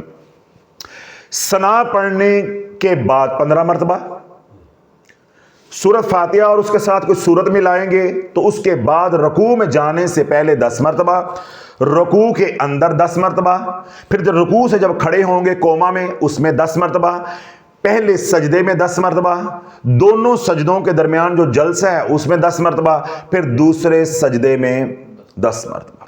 तो ये आपकी 75 मरतबा तस्बीह जो है वो पढ़ी जाएगी। अब आपकी एक रकत नमाज मुकम्मल हो गई है। जब आप एक रकत मुकम्मल कर लेंगे, अब सजदे से उठेंगे तो आप क्या कहेंगे, अल्लाह अकबर। जब दूसरी रकत के लिए खड़े होंगे तो बे नहीं, पहले आप 15 मरतबा जो है वो तस्बीह पढ़ेंगे। पहली रकत में तो हमने सना पढ़ ली थी ना, अब दूसरी रकत के अंदर तो हमने सना नहीं पढ़नी, तो अब पहले तस्बीह पढ़ेंगे 15 मरतबा, फिर हम सूरत फातिहा पढ़ेंगे या साथ कोई सूरत साथ मिलाएंगे, उसके बाद बाकी सारा तरीका उसी तरह है। तो अब ये 2 रकतें आपकी हो गई और 2 रकतों के बाद आप सलाम फेर देंगे, 2 रकतें आपकी सलात तस्बीह की इंशाअल्लाह अदा हो जाएगी। उसके बाद दोबारा खड़े होकर आप 2 रकत नमाज सलात तस्बीह अल्लाह अकबर फिर नियत कर लेंगे, फिर आप सना पढ़ेंगे, सना पढ़ने के बाद 15 मरतबा तस्बीह पढ़ेंगे, फिर सूरत और उसके साथ कोई सूरत मिलाएंगे, फिर 10 बार आप तस्बीह पढ़ेंगे, फिर रुकू में जाके 10 बार पढ़ेंगे, फिर खड़े होंगे कोमा में आएंगे फिर 10 बार पढ़ेंगे, फिर आप जो है वो पहले सजदे में जाएंगे फिर 10 बार पढ़ेंगे, दोनों सजदों के दरमियान 10 बार पढ़ेंगे, फिर दूसरे सजदे में 10 बार पढ़ेंगे, फिर आप अताहियात पढ़ेंगे और खड़े हो जाएंगे। अगर 4 की इकट्ठी नियत की हुई है, अगर 2 की हुई है तो फिर मैंने बता दिया कि जिस तरह पहली रकत पढ़ी जाती है ऐसे ही बाकियात तीनों रकतें भी पढ़ी जाएंगी। बस दूसरी रकत के अंदर आपने ये ख्याल रखना है कि क्योंकि दूसरी रकत के अंदर सना नहीं होती, तो आपने सूरत फातिहा पढ़ने से पहले, जैसे पहली रकत के अंदर सूरत फातिहा पढ़ने से पहले तस्बीह पढ़ी है, बै नहीं आपने दूसरी रकत के अंदर सूरत फातिहा पढ़ने से पहले आपने तस्बीह 15 मरतबा पढ़नी है। आगे सारा जो निज़ाम है वो 10-10 वाला है। कोई सवाल कोई जवाब समझ आ गया? सारा तरीका 2 करके पढ़ सकते हैं और 4 करके भी पढ़ सकते, जैसे आपकी तबीयत जो है वो माइल हो। अब अगला सवाल ये है, या अमूमी तौर पे जो मसला होता है लोगों के साथ वो क्या है, 2, 3, 4 इसके साथ बुनियादी जुड़े हुए सवाल हैं, वो तवज्जो के साथ सुन लें। एक तो ये है कि नमाज के अंदर तमाम अज़ा का दुरुस्त रहना ये लाजिम है, दुरुस्त रहना ये लाजिम है। अगर आप इसको हाथों को यूं करेंगे या अपने हाथ में तस्बीह रख के 15 मरतबा पढ़ेंगे या 10 मरतबा पढ़ेंगे तो इसको मकरूह कहा गया है। तो हमने जब इबादत करनी है तो उसमें हम मकरूहात को ले आएंगे तो इबादत के अंदर ना रूहानियत रह जाएगी ना नूरानियत रह जाएगी और सवाब भी कम हो जाएगा। फिर इन्नी जान मारन दी लोड़ का दी अगर ये काम करना, तो इसलिए हाथ में तस्बीह नहीं पकड़नी। इसी तरह अपनी उंगलियों को यूं करके नहीं गिनना। अब आप ये देखें, आपने पढ़ी 2 रकअत नमाज या 4 रकअत नमाज सलात तस्बीह अल्लाह अकबर, ठीक हो गया, सुब्हानक अल्लाहुम्मा व बिहम्दिका व तबारक अस्मुका व तआला जद्दुका व ला इलाहा गैरुक। अब ये हो गया। अब मैंने पढ़नी है तस्बीह, तो मैं क्या करूंगा कि ऐसे ही मैंने अपना हाथ यूं रखा हुआ है तो पहले मैं अपने अंगूठे को दबाऊंगा, सुब्हानल्लाहि वल्हम्दुलिल्लाहि वला इलाहा इल्लल्लाहु वल्लाहु अकबर, सुब्हानल्लाहि वल्हम्दुलिल्लाहि वला इलाहा इल्लल्लाहु वल्लाहु अकबर, सुब्हानल्लाहि वल्हम्दुलिल्लाहि वला इलाहा इल्लल्लाहु वल्लाहु अकबर। तो जो मैं पढ़ता जाऊंगा अगली अगली उंगली में दबाता जाऊंगा। पहले अपने दाएं हाथ की 5 उंगलियां दबाएं, फिर अपने बाएं हाथ की एक एक करके उंगलियां दबाते जाए, फिर दाएं की दबाएंगे तो 15 बार हो जाएगा। तो बकिया जहां जहां भी पढ़नी है वो है ही 10 बार है। 5 बार एक एक करके उंगली दबाते जाए, पे 5 इसकी दबाते जाए, तस्बीह की जरूरत ही नहीं है, साथ ना उंगलियां ऐसे मोड़ने की जरूरत है। इसी तरह जब आप सजदे में जाएंगे या रुकू में जाएंगे, आपने यूं तस्बीह पकड़ी होगी तो आपकी उंगलियां जो है वो यूं मुड़ जाएंगी। इन उंगलियों का किबला रुख होना शर्त है, ये जरूरी है। तमाम अज़ा के ऊपर सजदा आना, रुकू आना शर्त है। تو جب آپ تسبیح پکڑیں گے تو یہ یوں مڑ جائیں گی، یا انگلیوں پہ یوں کر کے گنیں گے تو انگلیاں اندر کی طرف مڑ جائیں گی، جو میں نے بتایا کہ اس کو مکروہات میں شامل کیا گیا ہے، اس کو مکروہ کہا گیا ہے۔ ایک یہ مسئلہ آئے گا، وہ میں نے اس کی وضاحت کر دی۔ دوسرا مسئلہ آئے گا، کیونکہ ہم لوگ جو ہے وہ نماز پڑھنے کی عادی تو ہے نہیں، رمضان مبارک کی برکتوں کی وجہ سے ہمیں شوق پیدا ہوتا ہے۔ دو جگہیں ایسی ہیں، کتنی جگہیں جہاں پہ ٹھوکر لگتی ہے۔ ایک یہ ہوتا ہے کہ ہم نے کہا سمیع اللہ لمن حمدہ تو 10 بار پڑھے بغیر سجدے میں چلے گئے، ایک یہاں پہ ٹھوکر لگتی ہے۔ ایک ٹھوکر عمومی طور پہ لگتی ہے دونوں سجدوں کے درمیان میں بھول گئے، ایک سجدے سے اٹھے تو ساتھ ہی اگلے سجدے میں چلے، کیونکہ عادت بنی ہوتی ہے۔ تو یہ دو جگہیں عمومی طور پہ ایسی ہیں جہاں پہ ٹھوکر لگ جاتی ہے۔ اب صلاۃ و تسبیح میں آپ کسی بھی جگہ پہ کسی بھی مقام پہ تسبیح پڑھنا بھول گئے ہیں، کیا کر گئے؟ بھول گئے ہیں، تو آپ نے کیا کرنا ہے؟ اگلے رکن کے اندر آپ ڈبل پڑھ لیں گے۔ پریشان نہیں ہونا، کوئی سجدہ سہو نہیں ہے، نہ ہی نماز کو توڑنا ہے۔ اللہ نے جب اتنی آسانیاں دی ہوئی ہیں تو اپنے اوپر پریشانیاں اور مشکلات کو جو ہے نا خود جو ہے وہ لاگو نہیں کرو، اپنی زندگی کو جو ہے نا وہ عذاب نہیں بنائے۔ مثال کے طور پہ جس طرح میں نے کہا دو جگہوں پہ ٹھوکر لگتی ہے، تو اب کیا ہے کہ آپ نے کہا سمیع اللہ لمن حمدہ، پڑھی نہیں ہے اور سجدے میں چلے گئے، تو آرام سے سجدہ کریں، پریشان نہیں ہونا۔ اب آپ 10 مرتبہ سجدے کی پہلے پڑھیں گے اور جو 10 اس کی رہے گی ساتھ یہی پڑھ دیں گے، یعنی پہلے سجدے میں آپ 20 مرتبہ پڑھ کے وہ جو آپ کے اوپر 10 کا قرض رہ گیا تو وہ اتار دیں گے۔ سمجھ آ گئی بات؟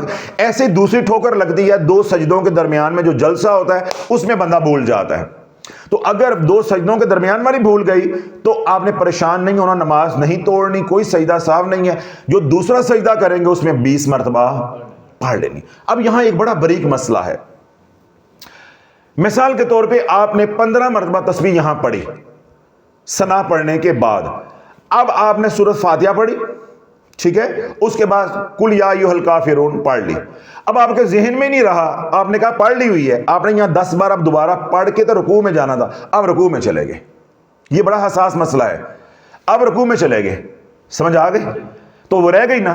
تو اب علماء نے یہ بات تلقین کی ہے کہ رکوع کے اندر ڈبل نہ کریں، رکوع کے اندر ڈبل نہ کریں، اس کو سجدے میں جا کے پہلے سجدے کے اندر جا کر پڑھیں، یعنی رکوع کے اندر ڈبل 20 بار نہ پڑھیں، تاکہ نماز کی جو وضع ہے، نماز کی جو شکل ہے، نماز کی جو حیت ہے وہ بدل نہ جائے، ٹھیک ہے۔ سجدہ لمبا کرنا جو ہے وہ سنت ہے، اللہ کو سجدے والی حالت زیادہ پسند ہے۔ سجدہ اور قیام ان دونوں کو آپ لمبا کر سکتے ہیں۔ قیام میں آپ سے ہو گئی ہے غلطی، آپ نے 15 مرتبہ اوپر پڑھ لی، نیچے والی 10 چھوڑ گئے ہیں تیزی میں اور رکوع میں چلے گئے ہیں، تو اب ایک دم رکوع سے اٹھ نہیں جانا، پریشان نہیں ہو جانا یا نماز نہیں توڑ دینی، ہو گیا کوئی ٹینشن نہیں۔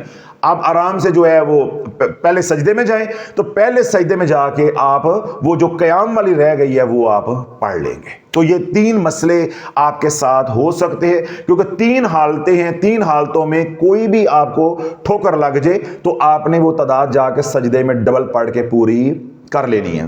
بات سمجھ آ گئی؟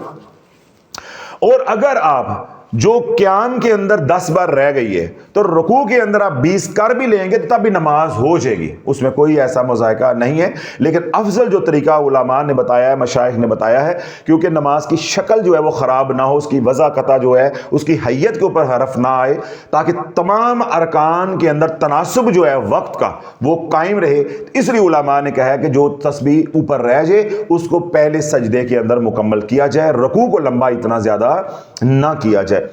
تو اگر آپ رکوع میں اندر پڑھ بھی لیتے ہیں تو تب بھی آپ کی نماز کے اوپر، صحت کے اوپر کوئی فرق نہیں آئے گا، نماز آپ کی انشاءاللہ ہو جائے گی۔ اب یہ ساری باتیں آپ نے سن لی، اب یہ باتیں سننے کے بعد آپ کو پھر لگا کہ صلاۃ تسبیح کی نماز مشکل ہے؟ ساری رائتیں بھی آپ کو بتا دی ہیں، اور جتنے اس کے ساتھ سوال جنم لیں گے وہ بھی آپ کو بتا دی ہیں، اور آپ کے اوپر یہ بھی بات واضح کر دی ہے کہ ہاتھ میں کوئی تسبیح رکھنے کی ضرورت نہیں ہے۔ اس طرح بعض حضرات بزرگ ہوتے ہیں، وہ صلاۃ و تسبیح کے اندر جب سبحان اللہ والحمد للہ ولا الہ الا اللہ واللہ اکبر یعنی یہ تسبیح پڑھ رہے ہوتے ہیں تو وہ منہ سے گن لیتے ہیں، منہ سے کوئی بھی لفظ نکلا تو نماز فاسد ہو جائے گی، نماز فاسد ہو جائے گی۔ اس لیے نہ منہ سے گننا ہے، نہ انگلیوں کو موڑ کے گننا ہے، نہ ہاتھ میں تسبیح پکڑنی ہے۔ میں نے آپ کو آسان طریقہ بتایا کہ اپنی انگلی کو دباتے جاؤ، 1 2 3 4 5، پھر 1 2 3 4 5، بس۔ اس میں کون سی مشکل کام ہے؟ کوئی مشکل ہے؟ کوئی اور سوال آپ کے ذہن میں آتا ہو؟ سارا طریقہ میں نے واضح کر دیا، ٹھیک ہے؟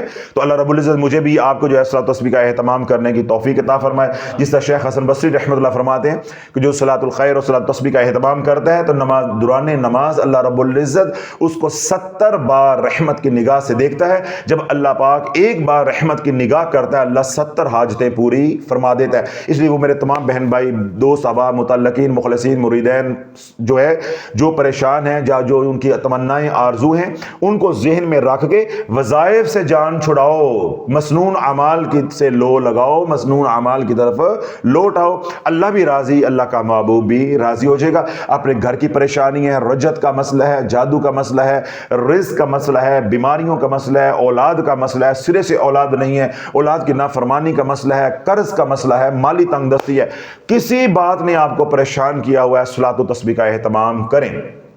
اور یہ صلاۃ و تسبیح صرف رمضان تک نہیں ہے، بعد میں بھی پڑھتے رہیں۔ جس طرح اللہ کے نبی علیہ الصلوۃ والسلام نے اپنے چچا کو اور ایک صحابی رسول کو تلقین کی کہ روز نہیں پڑھ سکتے، جمعے کے جمعے پڑھ لیں، تو اس لیے جمعے والے دن پڑھ لیں۔ اتوار کو چھٹی ہوتی ہے، اتوار والے دن پڑھ لیں، یا اور کوئی چھٹی آ جاتی ہے اس دن آپ پڑھ لی۔ تو جن دنوں میں اللہ نہ کرے کوئی گھر میں پریشانی چل رہی ہے، دفتر کی کاروبار کی ہے پریشانی چل رہی ہے، تو ان دنوں میں مسلسل اس کا اہتمام کرے۔ اب تہجد کا میں کہوں تو وہ لوگ کہتے ہیں رات کو یہ اٹھا نہیں جاتا، سویرے دفتر جانا ہوتا ہے۔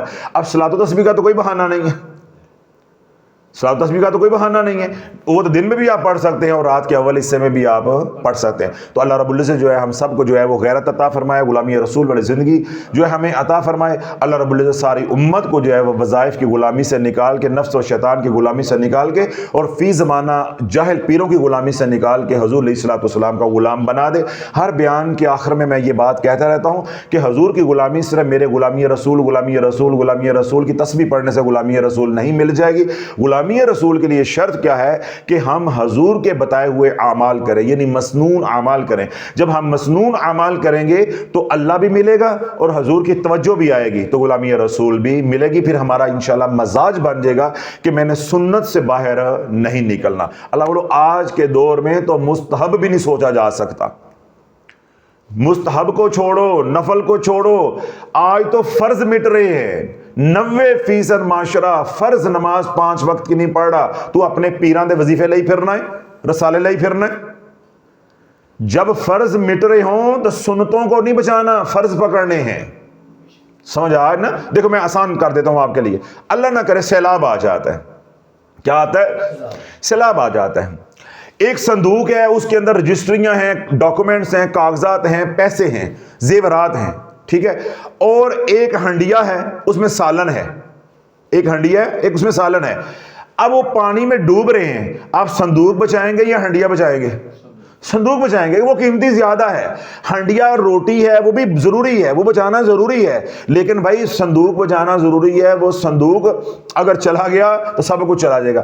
اسی طرح اللہ بولو فرض نماز اگر جا رہی ہے تو پہلے فرض پکڑو۔ تو آج جس دور میں ہم رہ رہے ہیں یا جن کی ہم بات کرتے ہیں، ہمارے اندر سے حضور کی سنتیں نکلتی جا رہی ہیں۔ میں سنتوں کی بات کروں یا میں اپنے بزرگوں کی یا کسی کے بزرگوں کے بنائے ہوئے وظیفوں کی بات کروں یا رسالے کی بات کروں؟ مجھے بولو۔ ہم سنتوں کی بات کریں گے اس دور میں کہ بھئی حضور کی سنتیں مٹ رہی ہیں، امت حضور علیہ الصلوۃ والسلام کے طریقوں سے دور ہو رہی ہے۔ تو ساری زندگی کے اعمال ایک سنت کی پڑھی ہوئی جو دعا ہے، مسنون دعا، اس کو چھو نہیں سکتے۔ بڑا عمل تو بڑا عمل ہے، وظیفہ تو وظیفہ ہے۔ تو اس لیے ساری امت کے اندر یہ شعور اجاگر کرنے کی کوشش کریں۔ تمام حضرات جو ہمیں سنتے ہیں، آپ لوگ جو جہاں تشریف لے کر آتے ہیں، اپنے اپنے علاقے میں حضور کا غلام بن کے، شافی بن کے کام کریں، اور حضور علیہ الصلوۃ والسلام کی امت تک جو ہے وہ مسنون اعمال پہنچائیں، تاکہ امت کے اندر یہ شعور بیدار ہو کہ ہمارے مسائل کا حل اگر ہم نے وظائف پڑھنے بھی ہیں تو مسنون وظائف ہیں۔ اور مسنون وظائف کے لیے یا مسنون اعمال کے لیے ہمارا آفیشیل چینل ہے عرش۔ الحمدللہ روزانہ ہزاروں کی تعداد میں لوگ جو ہے وہ وہاں اعمال کو سنتے ہیں. ابھی کچھ عرصہ پہلے وہ چینل جو وہ شروع کیا ہے، لیکن الحمدللہ امت کے اندر شعور جو ہے وہ بیدار ہوا. اب دن رات لوگ عرش چینل کو کھولتے ہیں، ٹٹولتے ہیں، دیکھتے ہیں، پرکھتے ہیں اور اعمال کو منتخب کر کے پھر اس پہ عمل کر رہے. اور آپ ابھی تک جو ہے اگر محروم ہیں تلاش چینل کے عرش چینل کے فیضان سے، تو آپ بھی عرش چینل سے جو وہ نفع اٹھائیں اور لوگوں کو بھی بتائیں گھر گھر میں، تاکہ لوگ جو ہے تلاش چینل، آرزو چینل پہ آئیں، یہاں سے پکڑ کے ہم ان کو کملی چینل پر لے کر جائیں، حضور پہ درود پڑھنے والا بنا دیں، اور عرش چینل پہ لے کے جائیں، وہاں ان کو مسنون اعمال کرنے والا بنا دیں. یہ کل ہماری جو محنت ہے یا دعوت و تبلیغ کا کام ہے اس کا محور ہے. یعنی جو 5 چینل ہمارے چل رہے ہیں ان کا مقصود اور مطلوب یہ ہے کہ آرزو اور تلاش کے ذریعے ہم نے بھٹکے ہوئے جو لوگ ہیں ان کی آرزو کرنی ہے، ان کو تلاش کرنا ہے. جب ان کو پکڑ لیں ان کی اصلاح کرنی ہے، اصلاح کر کے ان کو پاکیزہ ماحول کے اندر عرش پہ لے جاؤ یا کملی پر لے جاؤ. اور جن کو بات سمجھ نہیں آ رہی ان کو لوگوں کے درد سنا سنا کے درد چینل کے ذریعے جھنجھوڑنا ہے کہ میں نہیں کہتا، مخلوق خدا بولتی ہے. شافی اب کچھ نہیں بولتا، شافی نے 11-12 مہینے بہت بول لیا ہے، اب مخلوق خدا بول رہی ہے. یہ میں نہیں کہہ رہا، یہ مخلوق خدا کہہ رہی ہے کہ ہمیں وظیفوں سے کیا مل گیا ہے. جب ہم نے من گڑھ جھوٹے وظائف، جھوٹے فضائل والے اعمال کیے تو ہمیں کیا مل گیا. تو یوں اللہ والو اپنے اپنے علاقے کے اندر کام کرو. اللہ سونا جو آپ کی خدمت کو، محنت کو قبول منظور فرمائے. ان مبارک گھڑیوں کے صدقے اللہ سونا جو ہے وہ سلسلہ علیہ قادریہ شافیہ کے فیضان سے ساری امت کو فیض یاب فرمائے. گھروں میں، ہسپتالوں میں، جہاں کہیں بھی لوگ بیمار ہیں سب کو اللہ شفا کاملہ عاجلہ عطا فرمائے. روحانی بیمار ہیں یا بدنی بیمار، اللہ سب کو سلامتی والی، صحت والی زندگی جو ہے وہ عطا فرمائے. وہ تمام حضرات جنہوں نے دعاؤں کے لیے کہا ہے اللہ ان کے حق میں ہماری التجاؤں کو قبول منظور فرمائے. اور وہ تمام ہمارے احباب مخلصین متعلقین جو ہمارے لیے محبت بری دعائیں کرتے ہیں، اللہ ان کے حق میں ہماری محبت بری دعاؤں کو قبول و منظور فرمائے. جو مانگا ہے وہ بھی اللہ عطا فرمائے، جو نہیں مانگ سکے ہماری ضرورتیں ہیں اللہ ہمیں بن مانگے عطا فرمائے. اللہ ہماری اس محنت کو، کوشش کو اپنی بارگاہ سمدیت کے اندر قبول و منظور فرمائے. ربنا تقبل منا انک انت السمیع العلیم وتب علینا انک انت التواب الرحیم. وصلی اللہ تعالی علی حبیبہ خیر خلقہ محمد وعلی آلہ واصحابہ اجمعین برحمتک یا ارحم الراحمین. یہ میں نے سارا طریقہ آپ حضرات کو جو صلاۃ و تسبیح کا سمجھا دیا. اب آپ نے جو اپنے ذہن میں مقصد رکھا ہوا ہے تو وہ معمول کے مطابق آپ نے پھر اللہ سے کیا کرنی ہے؟ دعا کرنی ہے. سمجھ آ گئی؟ دعا کرنی. تو دعا کرنے کا میرے ذہن میں، ابھی دعا میں کر رہا تھا تو میرے ذہن میں وہ حدیث آ گئی، میں دوبارہ وہ اس کو اس کے ساتھ جوڑ دیتا ہوں. اللہ کے محبوب علیہ السلام کی بارگاہ میں ایک اعرابی آیا اور آ کر اس نے عرض کی کہ یا رسول اللہ مجھے کوئی بھلائی کی بات سکھا دے. تو اللہ کے نبی علیہ السلام نے فرمایا کہ تو پڑھا کر سبحان اللہ والحمد للہ ولا الہ الا اللہ واللہ اکبر. اعرابی نے یہ کلمہ سنا، وہ تھوڑا سا گیا، پھر واپس آیا، آ کر عرض کرنے لگا یا رسول اللہ سبحان اللہ، اللہ پاک ہے تمام عیبوں سے، یہ تو اللہ کے لیے ہے. الحمدللہ، سب تعریفیں پالنے والے کے لیے، یہ تو اللہ کے لیے ہے. لا الہ الا اللہ، اللہ کے علاوہ کوئی معبود نہیں ہے، اس کا کوئی شریک نہیں ہے، یہ تو اللہ کے لیے ہے. اللہ اکبر، یہ اللہ سب سے بڑا ہے، یہ تو اللہ کے لیے، میرے لیے کیا ہے. تو اللہ کے نبی علیہ السلام نے ارشاد فرمایا کہ جب تو یوں پڑھے گا سبحان اللہ والحمد للہ ولا الہ الا اللہ واللہ اکبر، اللہ عرشوں سے آواز دے گا تو نے حق کہا، میرے لیے کہا. اب تیرا رابطہ کیا ہو گیا؟ اللہ کے ساتھ جڑ گیا، اللہ کی رحمت متوجہ ہو گئی. اب تو ہاتھ پھیلانا، اللہم اغفر لی، اے اللہ مجھے معاف کر دے. اللہم اغفر لی، اے اللہ مجھے معاف کر دے. اللہم ارحمنی، اے اللہ میرے اوپر رحم فرما دے. اللہم ارزقنی، اے اللہ مجھے رزق عطا فرما. تو رزق کے اندر تمام ہماری ضرورتیں آ جاتی ہیں جن کے میں نے ذکر کیے ہیں، چاہے وہ مال ہے، چاہے رشتے ہیں، چاہے بیماریاں ہیں، چاہے صحت ہے. اس کو عربی زبان میں ہم کیا کہیں گے؟ رزق. اگر آپ کی تسلی ہو جائے بسم اللہ، نہیں تو آپ اپنی مقامی زبان کے اندر، اردو کے اندر، انگلش کے اندر، پنجابی کے اندر، سرائکی کے اندر، سندھی کے اندر، پوٹوہاری، جو زبان آپ بولتے ہیں اس کے اندر اللہ سے جیسے پہلے دعا کرتے ہیں اللہ سے آپ نے دعا کر لینی ہے. تو یہ عمل میرے ذہن میں بعد میں آیا، میں نے اس کے ساتھ جوڑ دیا ہے کیونکہ اس کے اندر بھی وہی تسبیح پڑھی جا رہی ہے سبحان اللہ والحمد للہ ولا الہ الا اللہ واللہ اکبر. تو صلاۃ و تسبیح پڑھنے کے بعد یہ عمل بھی کر لیں گے تو یہ عمل جو ہے وہ مسنون ہے، اللہ کے نبی علیہ السلام نے امت کو عطا کیا ہے، اس کا بھی نور جو ہے وہ آپ کو مل جائے گا. تو دعا کرنے سے پہلے آپ دوبارہ یہ تسبیح پڑھیں گے، 1 بار 2 بار 3 بار جیسے آپ کو آسانی ہے. سبحان اللہ والحمد للہ ولا الہ الا اللہ واللہ اللہ اکبر، پھر اللہم اغفر لی، اللہم ارحمنی، اللہم ارزقنی۔ اللہ سونا آپ کی دعاؤں کو قبول منظور فرمائے، جو ضرورتیں ہیں اللہ سونا آپ کی ضرورتوں کو پورا فرمائے۔ ربنا تقبل منا انک انت السمیع العلیم وتب علینا انک انت التواب الرحیم، وصلی اللہ تعالی علی حبیبہ خیر خلقہ محمد وعلی آلہ واصحابہ اجمعین برحمتک یا ارحم الراحمین۔